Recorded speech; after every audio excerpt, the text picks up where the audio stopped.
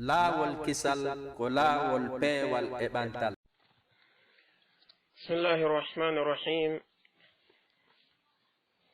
Alhamdulillahi rabbil alamin. Alhamdulillahi haqqa hamdi. Ahmaduhu jalla wa ala wa ashkuru.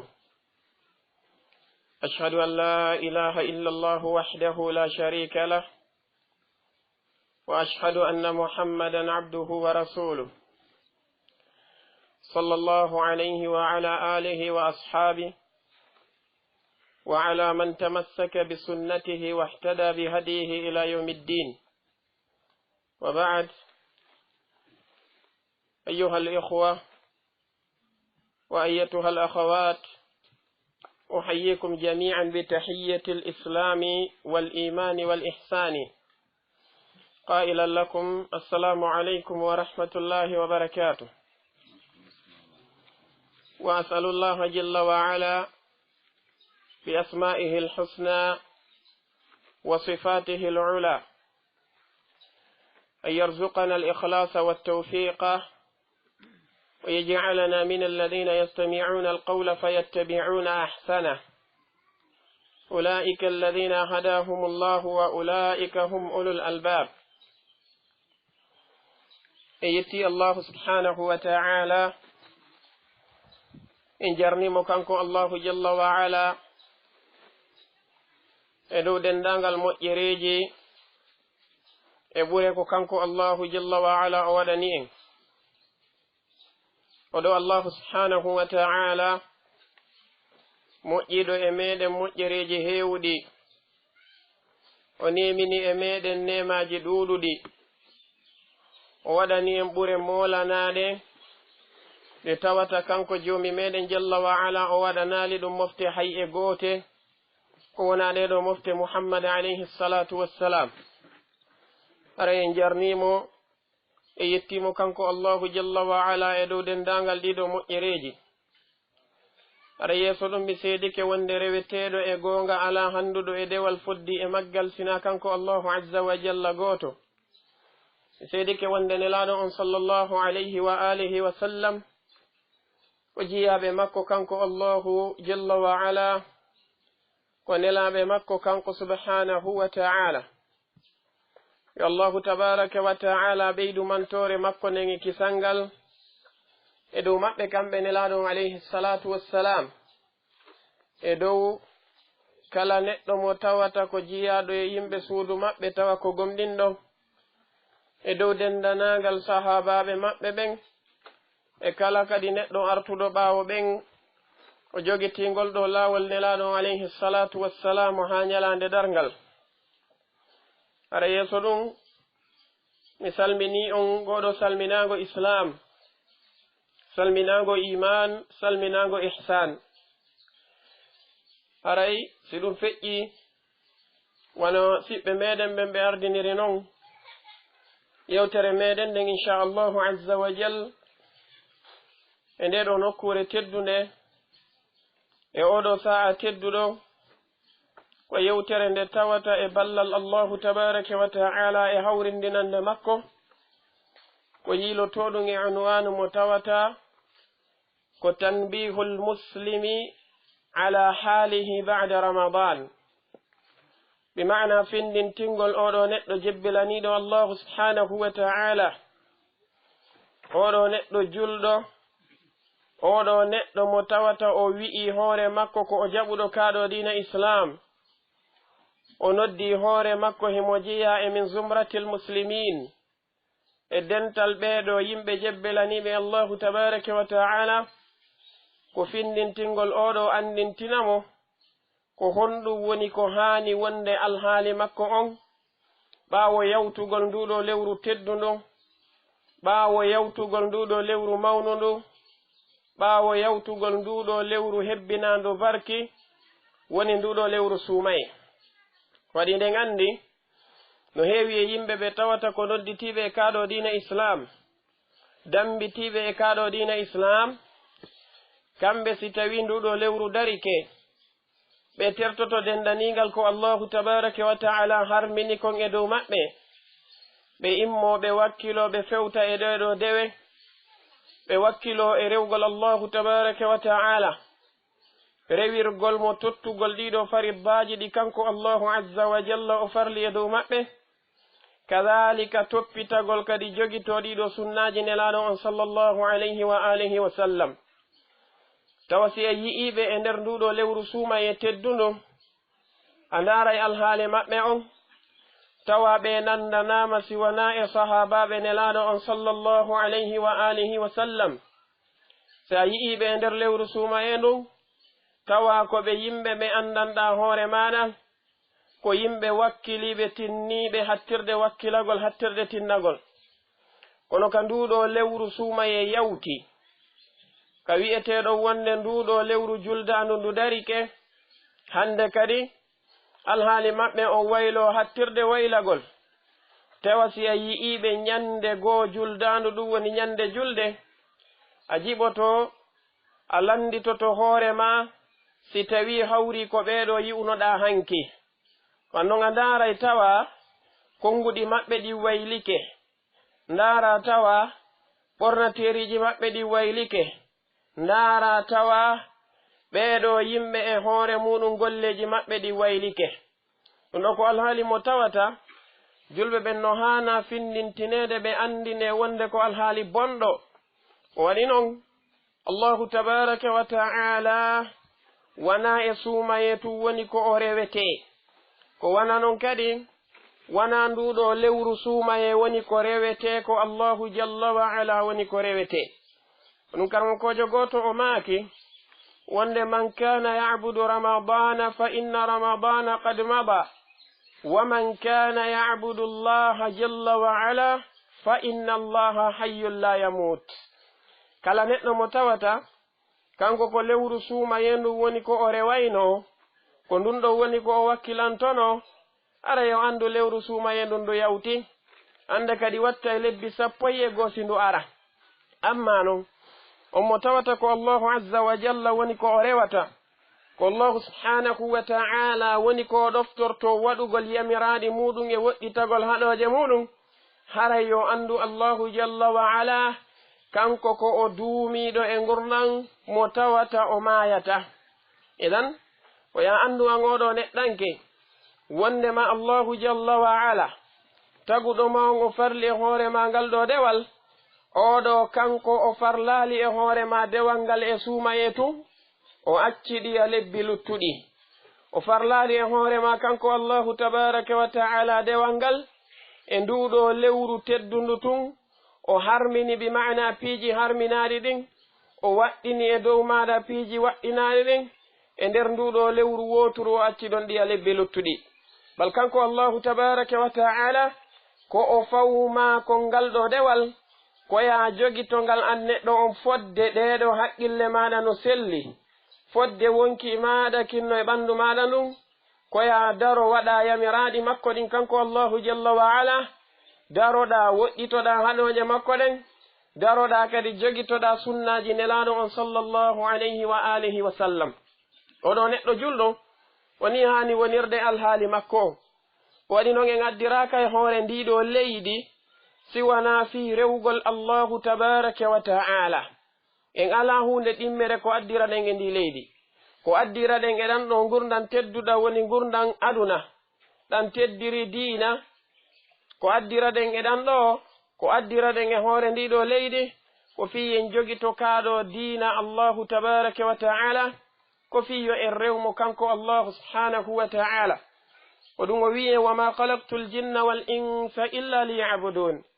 Allahu subhanahu wa ta'ala o wi wonde kanko o tagirali jinnaji ɗin ɗi dendagal majje o tagirali yimɓe ɓen ɓe dendagal maɓɓe siwana ko fiyo ɓe rewmo kanko Allahu subhanahu wa ta'ala ɓe rewiramo honɗum jogitagol yamiraɗi ɗi kanko Allahu tabaraka wa ta'ala o yamiri ɗin jogitagol yamiraɗi ɗi nelaɗo on sallallahu alayhi wa sallam ɓe yamiri ɗin e woɗɗitagol kadi dendagal haɗoje ɗe kanko Allahu tabaraka wa ta'ala o haɗi ɗen kadhalika woɗɗitagol dendagal haɗoje ko nelaɗo alayhi salatu wassalam ɓe haɗi kon enen ɗeɗo mofte ko non wonirani amma moftali ɗi tawata ko yawtude ɗin kamɓe kadi ko wana noon ko jogitagol yamiradi allahu jalla wa ala ɗin e yamiradi nelaɗo mo allahu neli e maɓɓe on kadalika woɗɗito haɗoje makko ɗen kanko Allah woɗɗito kadi haɗoje on nelaɗo mo allahu jalla wa ala neli e maɓɓe haray ngal ɗo noon dewal ngal allahu tabaraka wa taala o tagiri en fi muɗum ngal ɗo wana lewru suumayendun tun woni ko ngal watte e muɗum wana e lewru suumayendun tun neɗɗo on moƴƴata wana e lewru suumayendun tun neɗɗo on fewata wana e lewru suumayendun tun neɗɗanke o yankinoto bal kanko oɗo neɗɗo koyo o duumo e ngal ɗo dewal fodde kanko neɗɗo on himo e ɗan ɗo gurdan haqqille makko ɗen no selli e makko ko waɗi se darti moƴƴa ɓeɗo jiyaɓe allahu tabaraka wa taala moƴƴuɓe woni gila e ɓeɗo nelaɓe makko ɓeɗo annabaɓe makko ɓeɗo kamɓe koɓe faamunoɓe wonde allahu tabaraka wa taala ngal ɗo dewal ngal o tagiri ɓe koyoɓe duumo e maggal ha ñande ɓe yalti e ɗan ɗo gurdan aduna ɓe ndetti annabi ibrahima alayhi salatu wassalam ɓeɗo ɓe tawata ko kamɓe woni imamu nnasi min ba'dihi bima'ana almami yimɓe ɓen ɓe dendangal maɓɓe artuɓe ɓaawo maɓɓe ɓen ɓeɗo annabi ibrahima alayhi salatu wassalam ɓe tawata ko kamɓe woni ko innete khalilurrahman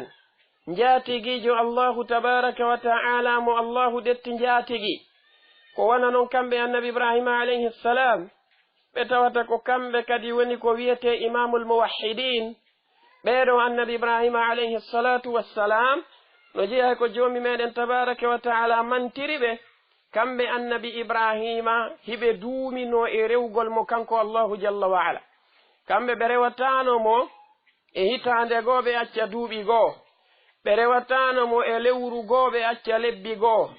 ɓe rewatano mo kanko allahu jalla wa ala e yontere goo ɓe acca jonte goo wana noon ɓe suɓatano ko ñallal goo ɓe rewa mo e ngal ɗon ɗiya ñalɗi luttuɗi tawa ɓe yedday mo kanko allah annabi ibrahima alayhi salam ɓeɗo laatino hari ko ɓe duumiɓe e rewgol mo e ɗoftagol mo kanko allah ɗum allahu tabaraka wa taala wi inna ibrahima kana ummah qanitan lillahi hanifan walam yaku min almushrikin o wi shakiran li an'umihi ijtabahu wa hadahu ila siratin mustaqim wa ataynahu fi dunya hasana wa innahu fil akhirati lamina salihin allahu tabaraka wa taala o wi wonne annabi ibrahima alayhi salatu wassalam ɓeɗo dey ɓe laatinoke kamɓe ko ɓe almamiɓe ko ɓe ñentinteɓe kamɓe annabi ibrahima alayhi salatu wassalam ɓe laatike ko ɓe yeesoɓe wonande kala artowo ɓaawo maɓɓe ko ɗum joom meɗen tabaraka wa taala wiɓe inni ja'iluka linnasi imama o wi ko ayo ibrahima mi watte almami wonande yimɓe arayɓe ɓaawo maɓe allahu tabaraka wa taala tabintini fodore makko nden o hunni nde ko waɗi kanko andiraka lundagol fodore allahu subhanahu wa ta'ala o yamiri nelaɗo on tigi sallallahu alayhi wa alihi wa sallama kamɓe hoore maɓɓe yoɓe jokku annabi ibrahim o wi thumma awhayna ilayka an ittabi' millata ibrahima hanifa mi wahinema an muhammad alayhi salam alayhi salatu wassalam wonde ya adaro wakkiloɗa jokka laawol annabi ibrahima alayhi salatu wassalam wol ko wana noon enen mofte nelaɗo alayhi salatu wassalam allahu jalla wa ala ko ɗum yamiri en o wi qul sadaqa allahu fattabi'u millata ibrahima hanifan ay enen ɗeɗo moften koyo en jokku laawol annabi ibrahima gol alayhi salatu wassalam ko wana noon wonande yimɓe kala yimɓe artuɓe ɓaawo annabi ibrahim ko ɗum watti joomi me wi waman yarghabu an millati ibrahima illa man safiha nafsah walaqad istafaynahu fi dunya wa innahu fi l akhirati lamina alsalihin allahu wi wonde oñotaako sela salo jokkude aña laawol annabi ibrahima ngol si wona on neɗɗo ɗaytinɗo hoore muɗum on neɗɗo majjinɗo hoore muɗum on neɗɗo hawkuɗo hoore mum allahu jalla wa ala o wi wonde menen dey men suɓike annabi ibrahima alayhi salatu wassalamu ka gurdan aduna ɗo min waɗimo jaatigi amen min waɗimo almamijo wonande kala artuɗo ɓaawo makko min waɗimo baaben annabaɓe ɓe tawata ko heewɓe allahu jalla wa ala wi kala harale kadi o jewite e jiyaɓe amen suɓaɓe moƴƴuɓen ɓe min wernoyta ɓen kan aljanna alfirdaus annabi ibrahim allahu jalla wa ala o wi wonde qanitan lillahi ay ɓe laatino kamɓe annabi ibrahim hari ko ɓe duuminoɓe e ɗoftagol mo kanko allahu tabaraka wa taala ko waɗi oɗo qunut ko almudawamatu ala ta'a mana muɗum ko duumagol e ɗoftagol allahu jalla wa ala ko ɗum waɗi si tawi allahu tabaraka wa taala holli en wonde annabi ibrahima ɓe timminno kala ko ɓe yamiraka gollugol ɓe timmini kala ko ɓe haɗaka accugol jomin mi wi wa id ibtala ibrahima rabbuhu bi kalimatin fa atammahunna bi kalimat imam ibne kathir kañum e cheikh abdourahman nasiru saadi ɓe maaki ay bi awamir wa nawahi bi mana allah tabaraka wa taala yamirɓe kamɓe annabi ibrahima ko watte o haɗiɓe kadi kanko allahu jalla wa ala e piiji goo bi mana ɗin ɗon o yamiriɓe o ɓe accu allahu wi fa atammahunna ibrahima alayhi salatu wassalamu ɓe timmini fop ɓe accali hay gooto ko ɗum waɗi si o wiɓe wa ibrahima alladi waffa ɓeɗo annabi ibrahima ɓe yamira ɗen jokkugol laawol muɗum ngol allahu jalla wa ala ɓanginani en wonde ɓeɗo ɓe laatinoke kamɓe hiɓe duumino e ɗoftagol mo wona lewru goo ɓe rewaynomo ɓe acca lebbi goo wona sa'aji goo ɓe fewayno sa'aji goo ɓe ɓoylo wona waktuji goo ɓe wonayno moƴƴuɓe waktuji goo ɓe wona bomɓe ko wana noon annabi isa alayhi salam allahu jalla wa ala holli en ɓen kadi ko noon ɓe wawno kamɓe kadi ɓe duumino e dewe makko ɗen kanko allahu tabaraka wa taala yoma meɗen maryama alayhi ssalam nde ɓe arduno e annabi isa alayhi salatu wassalamu ɓe tawi ɓeɗo bani israila yankoɓe ono allahu tabaraka wa taala wiri noon fa atat bihi qawmaha tahmilu qalu ya maryamu laqad ji'ti shay'an fariya ya ukhta haruna ma kana abuki imra'a saw'in wama kanat ummuki baghiya fa asharat ilayhi qala inni abdullahi atani alkitaba وجعلني نبيا وجعلني مباركا أينما كنت وأوصاني بالصلاة والزكاة ما دمت حيا وبرا بوالدتي ولم يجعلني جبارا شقيا الله جل وعلا وبنجنني عند يوم مريم عليه السلام بيودنو يودو بوبو مبي النبي عيسى عليه الصلاة والسلام كبروره بأريها بهوتي بتوي بيدو بني إسرائيل ينكوبه ɓe feli oɗo sonnajo laaɓuɗo ɓe feli oɗo sonnajo mo tawata ko yeɗɗuɗo ɓe tuumi mo kanko oɗo sonnajo ɓe tukki mo ɓe dari ɓe wi'i ya maryamu laqad ji'ti shay'an fariya ko ayyo maryama ko pelleta addiɗo hunde nde tawata ko kanude hunde nde tawata ko ñiddunde mawnude e ñiddugol ko waɗi noon ɓe yirima boobo ɓen andirama moodi ma kana abuki imra'a saw'in andey baaben ma laatanoki ko gorko bonɗo wonno baaben ma o maketenoɗo imran o laatanoki ko gorko bonɗo wonno ko gorko moƴƴo andano wama kanat ummuki baghiya biro maɗa kadi oɗo sonnajo laaɓuɗo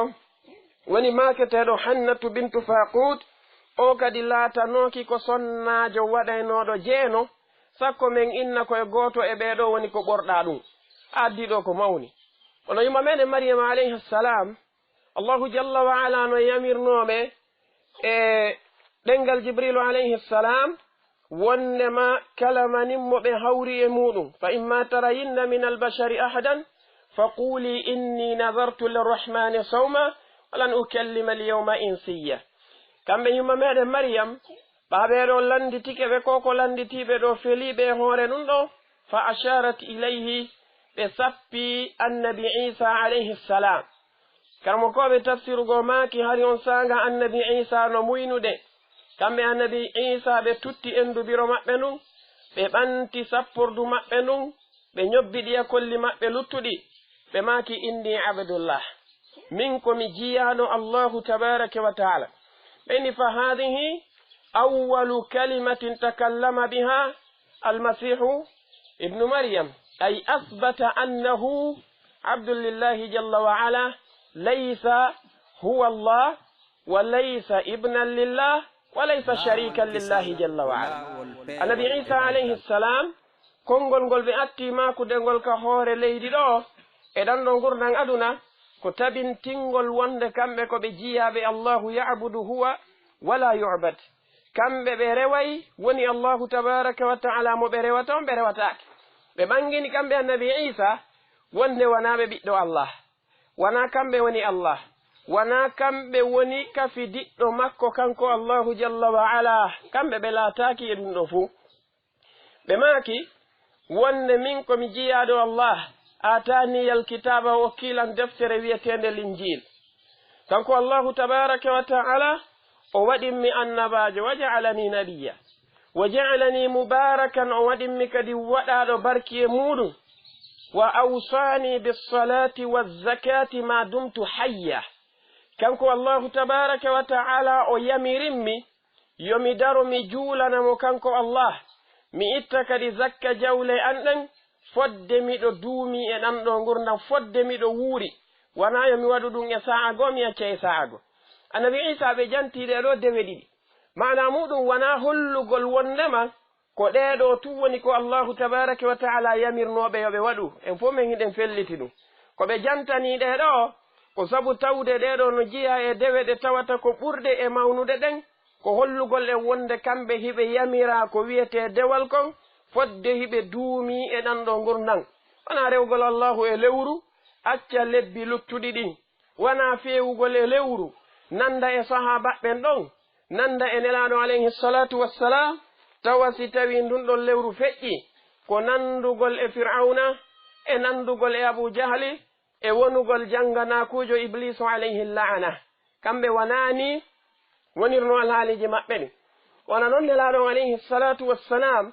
kamɓe e hoore maɓɓe allahu jalla wa ala ko ɗum yamiri ɓe. allahu wi wa'budu rabbaka hatta ya'tiyaka alyaqin. o wi rew joomi maɗa ha mayde nden arama, wakkilo daroɗa ɗaɓɓita ko allahu tabaraka wa taala yamirmakon waɗa, ko o haɗumakon woɗɗitoɗa, duumoɗa e ɗum ɗo ha ñande wonki maɗa kinki yalti e nder nduɗo ɓandu maɗa. ko ni woni ko haniri. nelaɗon ɓe yamirama ɗum, enen kadi hiɗen naati e nden ɗo yamirore, ko waɗi ko enen e maɓɓe fof woni ko kafi ɗum ɗon. joom wi'enen tabaraka wa taala ko ɗum ɗon woni ko o yamiri nelaɗo alayhi salatu wassalam, ko ɗum woni ko o yamiri en enen kani. ko ɗum addi ha si tawi kamɓe nelaɗo on sallallahu alayhi wa alihi wa sallama kamɓe ɓe jaɓuno ɗum yamirore ko allahu yamirnoɓe kon, wonde yoɓe duumo e rewgol mo ha ñande wonki maɓɓe ki yalti ka ɓandu maɓɓe, kamɓe ɓe wakkilino ɓe jaɓi ɗum ɗo ɓe tinni e muɗum. ko waɗi yumma mene aishata radiyallahu anha, oɗo sonnajo mo allahu tabaraka wa taala laɓɓini, mo allahu subhanahu wa taala hentini fi muɗum, sonnajo mo tawata ko giɗo nelaɗo on sallallahu alayhi wa alihi wa sallam, sonnajo mo nelaɗo alayhi salatu wassalamu feƴƴini ka nder suudu muɗum, sonnajo mo tawata nelaɗo alayhi salatu wassalamu fewɗo feƴƴinayno, tawi kamɓe nelaɗo alayhi salatu wassalamu hiɓe jooɗi ka busal makko kanko oɗo sonnajo mo tawata nelaɗo alayhi salatu wassalam nduɗo ɓandu maɓɓe laaɓundu, ɓandu maɓɓe hebbinandu barki, nduɗo ɓandu maɓɓe ndu tawata ko ɓandu ndu allahu teddini, tawi ko ɓandu belnandu ka nder suudu makko kanko oɗo sonnajo. ɓeɗo yumma mene aicha ɓe jiyano e ɓurnoɓe andude nelaɗo alayhi salatu wassalam. kamɓe ɓe landano ko honno dewe nelaɗo alayhi salatu wassalamu laatorno. goto e tabi'inaɓe no maketeno alqama o arno o tawiɓe kamɓe yumma mene aishata radiyallahu anha, wono hadise on ardi noon ka sahihayni, o landiɓe kamɓe yumma aishata radiyallahu anha. o wi hal kana annabiyu sallallahu alayhi wa alihi wa sallama yahtassu min al ayami shay'a, faqalat la innama walla amaluhu ay kana amaluhu di'ama. oɗon alqama o maaki wonde ñande gore mi landino yumma mene aishata radiyallahu anha, mi landiɓe ene nelaɗo alayhi salatu wassalam kamɓe hiɓe hertinayno e ñalɗi ɗin, ñalɗigoɗi ɓe rewayno allahu ɓe acca ñalɗigo, no arayno e ñalɗigoɗi ɓe feewi, ta ɓe jangay qur'an, tawa kamɓe nelaɗon alayhi salatu wassalam ɓe juulay tawa kamɓe nelaɗon alayhi salatu wassalam ɓe jantoto inde Allah ta kamɓe nelaɗon alayhi salatu wassalamu ɓe wakkili moƴƴa ara e ñalɗigo tawa kamɓe nelaɗon hiɓe aami ara e ñalɗigo ta kamɓe nelaɗon e ɗin ɗo waktuji kamɓe nelaɗon ɓe softa ɗum no wooduno kamɓe e gurdam maɓɓe yuma meɗen Aisha ɓe maaki la kana amaluhu di'ama ɓe maaki o waye nelaɗon alayhi salatu wassalamu kamɓe golle maɓɓe ɗe laatinoke ko duumiɗe ko golle duumiɗe ɓe marno kamɓe ɓe rewayno Allahu tabaraka wa ta'ala e nder duuɓi ɗin fof ɓe rewayno mo e nder lebbi ɗin fof ɓe rewayno mo e nder ñalɗi ɗin ɗi dendagal majji kamɓe nelaɗo alayhi salatu wassalamu ko ni ɓe wawno onon kamɓe yuma meɗen aishata radiyallahu anha ɓe maakiri hadise goo kadi selluɗo wonɗo ka sahihu muslim ɓe maaki kana rasulullahi sallallahu alayhi wa alihi wa sallam ida amila amalan asbatahu kamɓe nelaɗo alayhi salatu wassalam ɓe laatino si ɓe golli gollal moƴƴal kamɓe ɓe duuminayno ngal ɗon gollal ɓe tabintinangal bimana si ɓe jangi qur'ana e nder suumaye haray lebbi luttuɗi ɗin kadi ɓe ombata ndeɗo qur'anare ɓe fonta nde ɓe janga kamɓe nelaɗo alayhi salatu wassalam ɓe jantike inde Allahu e suumaye si tawi suumaye feƴƴi kadi lebbi luttuɗi ɗin ɓe duumoto e jantagol inde Allah si ɓe mike jemma ɓe juuli e nder lewru suumaye ɗum ara lebbi luttuɗi ɗin jemmaje ɗen kadi na ɗaane teeɗe jemma on fof on tigi no waalino ɗaani bal e nder ɗen jemmaje ɗon kadi ɓe heɓay e nder majje ko ɓe dari ɓe rewi Allahu tabaraka wa ta'ala ɓe hoori lewru suumaye ɗum ha ndu timmi awa haray duuɓi luttuɗi ɗin kadi wana balɗe ñaameteɗe tun no woodi ñalɗigo kadi ɗi tawata ɓe suɓay e nder ɗin ɗon bimana ɗin ɗon lebbi kamɓe nelaɗo alayhi salatu wassalamu ɓe hooranamo kanko Allahu tabaraka wa ta'ala kamɓe ko ni wonirno golle maɓɓe ɗe kana ida amila amalan asbatahu ko waɗi noon gollugol gollal ha gesa tabintina ngal ɗon gollal ko ngal gollal ɗon ɓura yiɗede ka Allahu tabaraka wa ta'ala haysi ngal fanɗi gollal ngal haysi tawi no fanɗi si tawi ngal duumina ngal ɗon no yiɗa ka Allahu tabaraka wa ta'ala ɓuri gollal ngal tawata ngal ɗuuɗi tawa si ngal waɗama nde wotere ko tuma kadi hitande nden timmi wosi kañum gollal ngal waɗe ɗare moƴƴa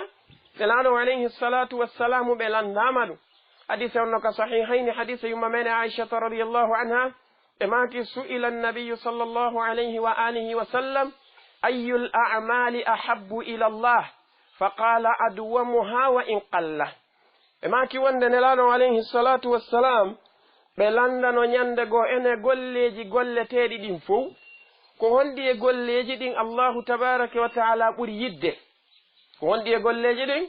ɓura yiɗede ka makko kanko Allah yumma mene aishata radiyallahu anha ɓe maaki nelaɗo alayhi salatu wassalamu ɓe jaabi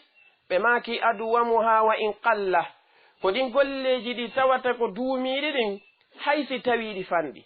mana mum haysi tawi hawri an neɗɗanke on ñande wo e ñande a heɓay ayeje ɗiɗi qur'ana jangane ɗum ɗon no wela Allahu tabaraka wa ta'ala edi si tawi lewru suumaye ndun ari tawa ɗon ñande wo ñande hiɗa fonta qur'ana janga kono sindu feƴƴi tawa qur'anaren nden kadi ko ombetende ka maɗa nde udditoyama wo si tawi suumaye goo arti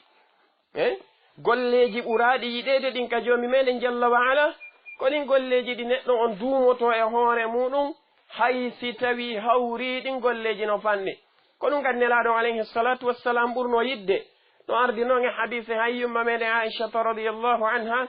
wonɗo ka sahihayni goto e tabi'inaɓe no maketeno masruk ɓe arno ɓe tawi yumma meɗen aishata radiyallahu anha ɓe landiɓe ɓe maaki wonde ayyul amali kana ahabba ila annabiyi sallallahu alayhi wa sallam ene golle ɗen fof ko honɗe nelaɗo alayhi salatu wassalamu ɓurno yiɗude yuma aishata ɓe maaki wonde ko adda'im ko ɗen golle ɗe tawata ko duumiɗe ɗin tawa neɗɗanke on o jogoto ɗen ɗon golle hattirde jogitagol tawa himo wondi e majje pooma wona o neɗɗo mo tata ko moƴƴuɗo e waktu goo tawa waktu goo ko o bonɗo wona o neɗɗo fewuɗo e waktu goo tawa waktu goo ko o neɗɗo ɓoyliɗo wona o neɗɗo mo tawata ko o softuɗo e waktu goo tawa waktu go aray ko neɗɗo amuɗo ko neɗɗo jaasuɗo ko ɗen golle ɗe tawata ko duumine ko ɗen nelaɗon alayhi salatu wassalamu ɓe yiɗuno ko ɗen ɓe ɓurno yiɗude ko wona noon kamɓe nelaɗon alayhi salatu wassalam ɓe giñayno ɓe yimɓe ɓe tawata ko moƴƴaynoɓe e waktu goo tawa hiɓe softi e waktuji goo ara tawa hiɓe loyi bal kamɓe nelaɗon alayhi salatu wassalam ɓe rentinayno hay yimɓe ɓe nandugol e ɓen ndaren oɗo sahabajo tedduɗo Abdullah ibn Amr ibn al-As radiyallahu anhuma dari hadise maɓɓe wonɗo ka sahihayni ɓe maaki ñande goo nelaɗo alayhi salatu wassalamu noddunoɓe ɓe maaki ya Abdallah la takun misla fulanin kana yaqumu al-layla fataraka qiyama al-layli ɓe maaki ñande goo nelaɗo alayhi salatu wassalamu noddunola ɓe maaki ko ayyo Abdullahi haray dey mi haɗima wata wawwa kaari an e kaari wata on wawgoot wata on wonu yimɓe ɓe tawata ko nanduɓe ta wawwa makko tawi ko honɗum on waɗayno nelaɗon alayhi salatu wassalam ɓe maaki kana yaqumu leyla on hari immoto jemma o juula hari si jemma on naatimo softi o waalotanoko ha jemma on o gayna tawa o juulanaali joomi makko tabaraka wa taala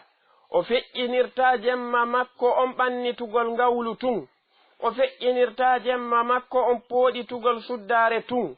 o feƴƴinirta jomma makko on hirugol tun ɓe maaki oɗo o laatinoke hari o immoto o juula jemma kono joni o acci nelaɗon alayhi salatu wassalam ɓe maaki wata wawwa o an e oɗo wata on nandu ay ɗum ɗo ko wasiyanoɗo oɗo sahabajo tedduɗo kono bila shakkin ɗum no hewti en enen kadi wata wonu neɗɗore wawo allahu e suumaye tun suumaye ara tawa hiɗa softi ɗa wakkili a yarata beere a fimata sigareti a watta zina a heɗota ko musique a tokkata mes a watta bodi a wujota ko produit a watta pantalowoy seere e ko nandi e sifa ɗiɗo piiji fop e nder suumaye on ɗa tertiɗi waktuji ɗin heeway tun wakkiloɗa juula suumaye on fof goɗɗo yiyata sukunduma e yaasi suumaye on fof hiɗa watti tiggaje ɗe tawata ko yottiɗe goɗɗo yiyata forme maɗa on ka yaasi suumaye on fof hiɗa janga qur'an ɗa janto inde allah ɗa juula ɗeɗo julɗe ñalorma ɗa immo jemma kadalika juula idan ɓe maaki wonne an e hoore maɗa koya wakkilo duumoɗa e ɗum ɗon si suumaye on feƴƴi wakkiloɗa duumina ɗum ɗon si suumaye feƴƴi suumaye ko ardi no jeeya e ko woni ko gaaya e hikba ko allahu tabaraka wa taala farliri e hoore men horugol nduɗo lewru suumaye fi waylugol alhaali meɗen on ko fiyo suumaye ne'u en si tawi en woni no hiɗen aami nduɗo lewru suumaye ari en heɓi softende molanande tawa hande kadi si ɗum ɗon feƴƴi en duumoto e nden softende si tawi nduɗo lewru suumaye tawi en woɗɗitike e piiji harmuɗi ɗin awa si suumaye feƴƴi kadi tawa hayin kadi en woɗɗitoto e ɗin ɗon piiji harmuni ko ɗum suumaye on ardi siɗen faala wonde waliyaɓe allahu tabaraka wa taala ko en duumotoɓe e waɗugol fariddaji ko allahu yamiri en kon woɗɗitoɗen kadi haɗoje ko allahu tabaraka wa taala haɗi en kon daroɗen hattirde daragol jogitoɗen naafiloji ɗi woni sunnaji nelaɗon alayhi salatu wassalam ko waɗi noon koko wiyete waliyankaku ɗum haɓɓaki e suudu woturu waliyankaku haɓɓaki e hoɗo waliyankaku haɓɓaki e leñol waliyankaku haɓɓaki e inde ɗum ko amrun muktasabun ko hunde nde tawata ko faggitantede innugol suudu kaariru fof ɓaɓe heɓino waliyajo awa ɓeeɗo fof koɓe waliyaɓe islamu jaɓanu sina ɗum suudu annabi nuhu fof wonayno annabaɓe suudu annabi nuhu fof wonayno nelaɓe waɗi annabi nuhu ko nelaɗo allahu ko annabajo allah on ɗon martaba makko on no feƴƴi hay waliyankako kono hiɗen andi sonnajo makko on e geɗaljo makko on kan'an sonnajo makko maketenoɗo o wa'ila e geɗaljo makko maketenoɗo on kan'an ɓeɗo wonno heferaɓe ɗiɗo yedduɓe allahu jalla wa ala ɓe lutti kadi e lette ɗen bimana waliyankako e annabankako e nelal ko annabi nuhu jogitino kon nafaali ɓeɗo ɗiɗo ɗum no holla en wonde ko wiyete kon waliyankaku ko hunde nde tawata ko faggitantende ɗum nodditora suudu iɗan aray no hanani en hattirde hanugol yiye en faggito ko wiyeteɗo waliyankaku jonon nelaɗon alayhi salatu wassalam ɓe makani en e oɗo hadise selluɗo wonɗo ko sahihul bukhari hadise mo tawata ko ittaɗo Abi Hurayra ɓe itti e nelaɗon alayhi salatu wassalamu nelaɗon itti ɗum e joomi maɓɓe wonde Allahu jalla wa ala o wi man aada li waliyan faqad adantuhu bilharb o wi wama taqarraba ilayya abdi bishay'in ahabba ilayya mimma aftaradtuhu alayhi wala yazalu abdi yataqarrabu ilayya binnawafili hatta uhibbahu فإذا أحببته كنت سمعه الذي يسمع به وبصره الذي يبصر به ويده التي يبطش بها ورجله التي يمشي بها وإن سألني لأعطينه ولئن استعاذني لأعيذنه الله تبارك وتعالى أوي وند ما تقرب إلي عبدي بشيء أحب إلي مما افترضته عليه o wi wonde jiyaɗo an on battortalan hay e hunde nde tawata ko nde mi ɓuri yidde edi waɗugol makko komi farli kon e dow makko taw o wakkilo ɗiɗo fariddaji ɗi mi farli e makko ɗi tata ko fariddaji watteɗi o waɗa ɗiɗo fariddaji ɗi mi farli e makko ɗi tata ko fariddaji acceteɗi kadi o daro o acca ɗin ɗon ko ɗum ɗo ɓurata welde Allahu tabaraka wa ta'ala kanko Allahu jalla wa ala o hattali non o wi wala yazalu abdi yataqarrabu ilayya binnawafili hatta uhibbah o wi jiyaɗo an on serata wala yazalu karmo koɓɓen ɓe maaki hadihi lafdatun tadullu ala alistimrariya bimana wala yazalu abdi jiyaɗo an on o serata ay bimana o watta e saayi o acca e saayi ko o duumotoɗo e mum o serata yataqarrabu ilayya binnawafili himo ɓattoranmi ɗiɗo naafiloji hatta uhibbahu hamiɗamo holli jaka al istimrar ala nawafili ɗum no ko sababun min asbabi alwalaya ko wiyete kon duumagol e hoore ɗiɗo naafiloji ɗum ko jiyaɗum e sababe wonanayɗe neɗɗanke on ha kanko neɗɗo on Allahu jalla wa ala okka mo waliyankako joni noon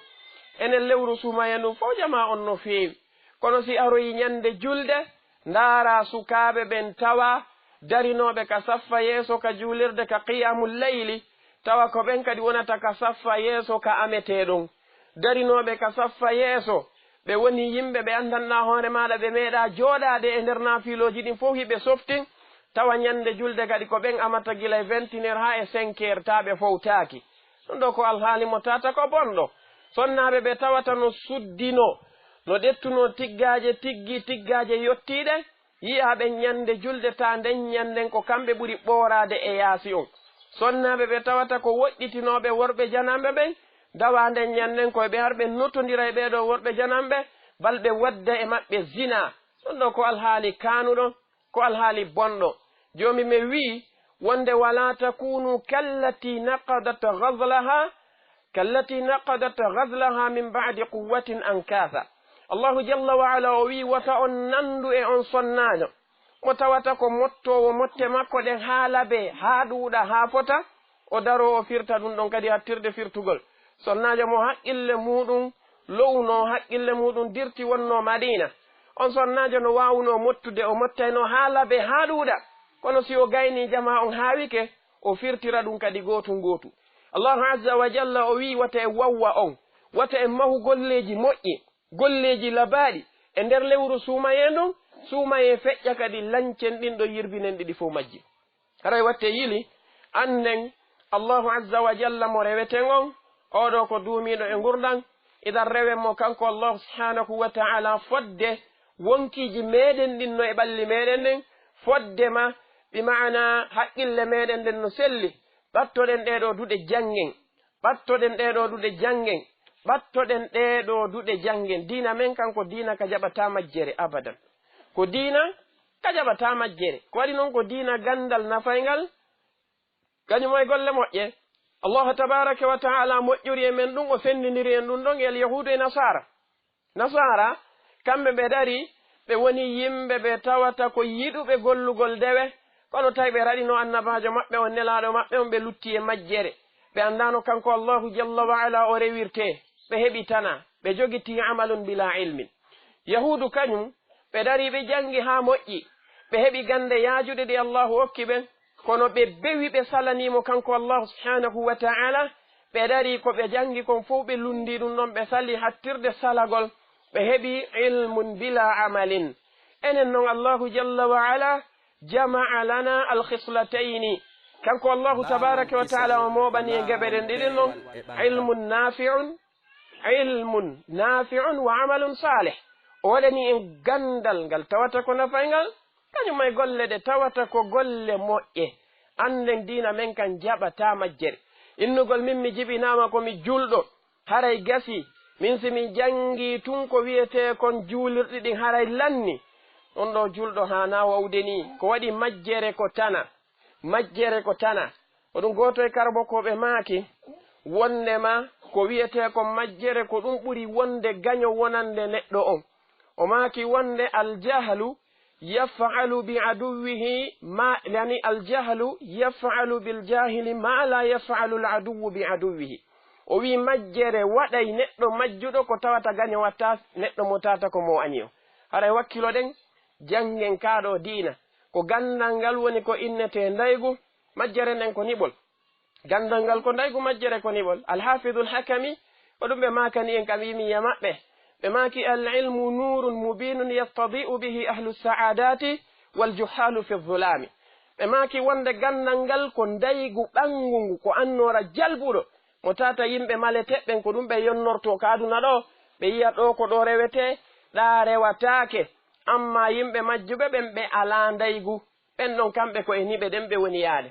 haray foti ko worɓe meɗen hewti suddiɓe meɗen wakkilo ɗen jangen ka diina no allahu tabaraka wa taala farliri noon e hoore men juulugol o farliri noon e hoore men horugol ko wana noon o farliri e hoore men kadi jangugol kaɗo diina. jangugol islamu ko hunde faridda ko hunde nde tawata neɗɗanke on no farlaɗo ko imma wona faridda toɗɗiɗo sifa jangugol ko wiyete kon usulu din andugol neɗɗanke on ko hani fiɓude kon andugol neɗɗanke on kadi ko wiyete kon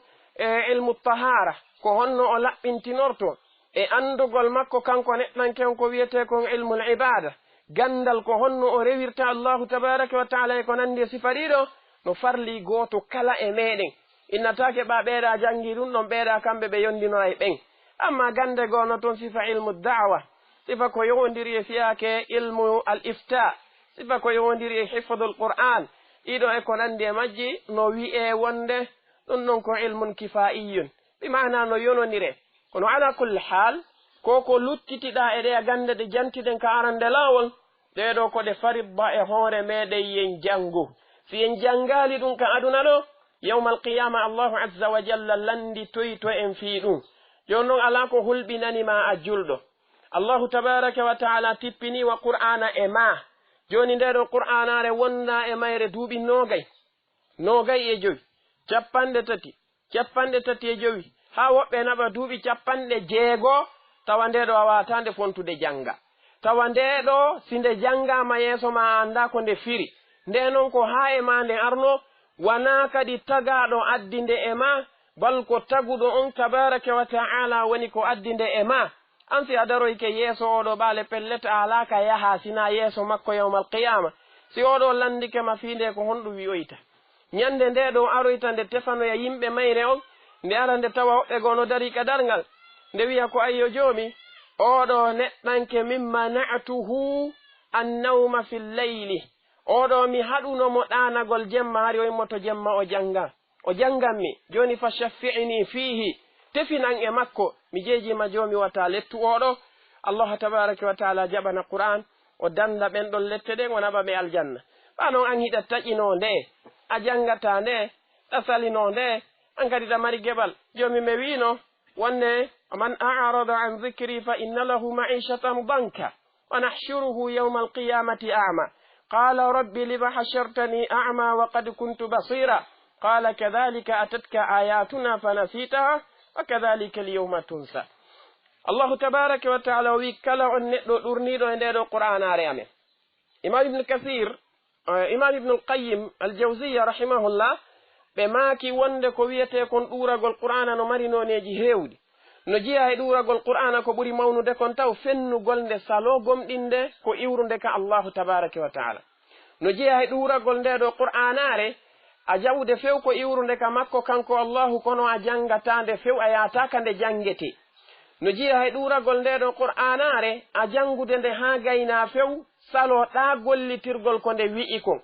no jiya he ɗuragol nde ɗo qur'anare wongol maɗa neɗɗo mo tawata haaju ma ala e nde jomi mi wi kala neɗɗo wawɗo ni e hedde nde ɗo qur'anare o wi menen kadi min wurnay mo gurnan ɗan tawata ko gurnan sattuɗan maishatan banka karmo koɓe go maki wonde ɗum kaka gurnan aduna ɗo tigi kanko neɗɗo on o wuuray gurnan ɗan tawata ko ɓittuɗan woɓɓe maki wonde o kaka kaburu makko si o surrama lon Allahu jalla wa ala yamiray malaika ɓen ɓeɗo ɓiƴa kaburu makko on hattirde ɓiƴugol ɓe niɓɓintina kaburu makko on hattirde niɓɓintingol ɓe fawmo kadi lette ɗe tawata ko lette mawnuɗe si o immoyke yawmal qiyama o immo tawa o ala gite yiruɗe kanko ko feƴƴata kon ka dargal fof tawete kanko neɗɗankon o ala yirude ɗum gite makko ɗe nodi karmo koɓe go yaruɓe wonde wa nahshuruhu a'ma bimana min immintinoyemo ko o bunɗo bimana o heɓoyta hujja hay e goto mo o hujjinorta ha o dande woɓɓe go yaari wonde o ko ma'ana arɗo on tigi ka zahir ko on ɗettete gite makko ɗen huminɗinoyta yawmal qiyama si o aroyi o immintinama o wiya ko ayye joomi ko fi hon ɗum immintinanɗa lan hande komi bunɗo kaduna hari mi yi'ay mi sendinira e piiji Allahu jalla wa ala wiyamo wonde kadhalika atatka ayatuna fanasitaha ay fataraktaha wa kadhalika alyawma tunsa ay kadhalika alyawma tutrak bima'ana ko ni ayaji amen ɗen ardunoma kaduna saliɗaɗe accuɗaɗe ɗon nde yimɓe men no yaha ka duɗal an hiɗa yaha ka ngesa nde yimɓe men no yaha ka duɗal an hiɗa jokki layɓugol nde yimɓe no yaha ka duɗal hiɗa jokki woncitugol nde yimɓe no yaha ka duɗal hiɗa iwtiri ɓawo dammima nde yimɓe no yaha ka duɗal hiɗa ɗaani tertiɗa nde ɗo qur'anare awa hande ko niyan kadi tertorteɗa kalette aray ɗum ɗo ko hunde mawne nde hanude wattude le mum wakkiloɗen jangen kaaɗo dina meɗen wata e wono yimɓe ɓe tawata yawmal qiyama ko immintinoytoɓe ko ɓe bumɓe saabu ko ɓe ɗuuri qur'ana kon naadoyteɓe ka yiite ɓe lette mawnuɗe ɗo yo ɓe yaltinoyeede aray wakkiloɗen hattirde wakkilagol duumoɗen e rewgol joomi meɗen ande wonde ko addi en ka aduna ɗo ko fii dewal ko wiyete kon fowtagol e welnugol lewñina ɗum ɗo habboɗen haqiqa muɗum on kala hara amma ka aduna ɗo ɗette yeru ko tawata bonnata dina meɗen kan hada wa billahi tawfiq wa akhiru da'wana an alhamdulillahi rabbil alamin assalamu aleykum wa rahmatullahi wa barakatuh. بسم الله الرحمن الرحيم الحمد لله رب العالمين وصلى الله وسلم على نبيه الأمين وعلى آله وصحبه أجمعين. السلام عليكم ورحمة الله وبركاته. على بيت جرم الله سبحانه وتعالى ونونا نوين ينتم بندر إليه نكورة تويتم من إرادة سوانا تفتقوا مكانك الله سبحانه وتعالى ينتروا ما يتم من الرنيك ينفون إليك الجنة ترى الله عز وجل يجب من ديوه وقت دن إليه رسوم ينو وأرسك ينبتن مك أو تدون ينترى الله عز وجل يو مسيء من بين وقل مكبد ينجد ولن جد ما بالجنة إنك لي وأرسك ينقل يوتر من فعنا به وأرسك ينقل تلقون أرى بيوتي أن تيجي فيه تقتل هيتولد الهالي موضوع جبلني الله عز وجل هذا سبيتور رباه لورو سومينو عندي هنكني ينجا لورو سومينو وين ندري أميرو بلدو أرجيا دون كريكوني غورنا مكود أونا يارو إمو جبنا جندا wono e haa tawa o feƴƴini haray ɓe yewti en e on ɗon baŋnge ko yonata